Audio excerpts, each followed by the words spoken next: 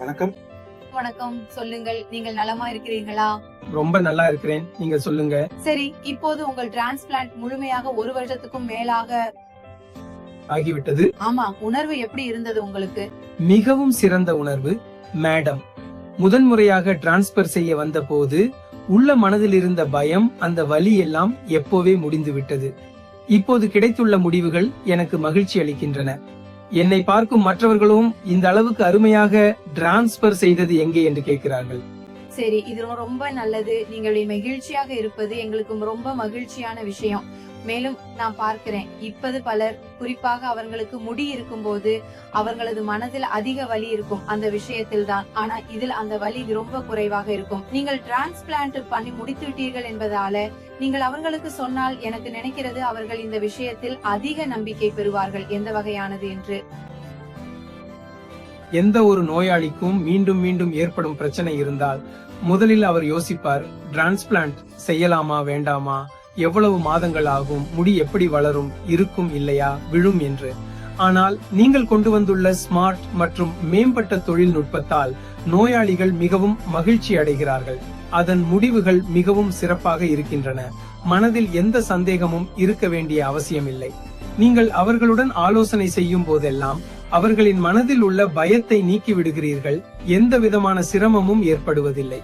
நாங்கள் சிகிச்சை செய்த அந்த நேரத்தில் எனக்கு கூட தெரியவில்லை எப்போது என் ஹேர் டிரான்ஸ்பிளான்ட் முடிந்து விட்டது என்று. இது ரொம்ப நல்ல விஷயம். உங்க கருத்து என்னன்னா, இப்போதே நீங்க ரொம்ப பாதுகாப்பாகவும் வலி குறைவாகவும் உணர்றீங்க அப்படின்னு சொல்ல வருகிறீங்க. மிகவும் சரி. இது முழுமையாக குறைந்த வலி கொண்ட தொழில்நுட்பம். சோ இந்த டிரான்ஸ்பிளான்ட் செய்யும் போது மனதில் பல கேள்விகள் வரும். ஆனால் ஒருமுறை டிரான்ஸ்பிளான்ட் தொடங்கிவிட்டால் எப்போது முடிந்து விட்டது என்று நமக்கு கூட தெரியாது. சரி, இது மிகவும் நல்ல விஷயம். இப்போது முன்பு உங்கள் முடிகளுக்காக நீங்கள் எவ்வளவு முயற்சி செய்தீர்கள் என்று நினைக்கும் போது, தற்போது டிரான்ஸ்பிளான்ட் ஆன பிறகு உங்களுக்கு ஏதேனும் அடுத்த கட்ட பராமரிப்பு, அல்லது நாங்கள் சொல்வது போல இந்த டிரான்ஸ்பிளான்ட் செய்யப்பட்ட முடிகளை பராமரிக்க வேண்டிய தேவையா என்று தோன்றுகிறதா? இல்லை, நீங்கள் எனக்கு சொன்னபடி நான் வெறும் வைட்டமின்கள், மாத்திரைகள் மட்டும் எடுத்தேன். மேலும் ஆர்வத்துடன் பயன்படுத்தினேன். யாரும் ஹேர் சீரம் பயன்படுத்துவார்கள், அதுபோல நானும் பயன்படுத்தினேன். அதற்கு மேலாக வேறு எதுவும் செய்யவில்லை. அதனால இதுல எந்த பிரச்சனையும் இல்லை. ஒரு நாளில் ஒரு முறை மட்டும் பயன்படுத்தினேன். ஒரு ml பயன்படுத்தினேன். அதனால் எங்களுக்கு மிகவும் சிறந்த முடிவுகள் கிடைத்தன. சரி, இது ரொம்ப நல்ல விஷயம். நீண்ட கால முடிவுகளுக்காக நீங்கள் இவ்வளவு சிறந்த முடிவுகளை பெற்றுள்ளீர்கள். அதற்காக நீங்கள் வருடத்திற்கு ஒரு முறை PRP செய்வதை தொடர்கிறீர்கள். இந்த முறையில உங்கள் முடிவுகளை பாருங்கள் மேடம், முதல்ல நம்ம முடி இல்லாமல் இருந்த போது நிறைய பணம் செலவழிச்சிட்டோம். ஆனால் ஹேர் டிரான்ஸ்பிளான்ட் செய்த பிறகு கொஞ்சம் கூட செலவு செய்தால் பரவாயில்ல. எடுத்துக்கொள்ளுங்கள், வாரத்தில் 2 முறை மாலை நேரத்தில் தூசி மற்றும் மண்ணில் சென்றால் கொஞ்சம் கூட முடிகளை பாதுகாத்தேன். அதுக்கப்புறம் வருஷத்துக்கு ஒரு முறை PRP செஞ்சேன். அது நல்ல விஷயம் தானே.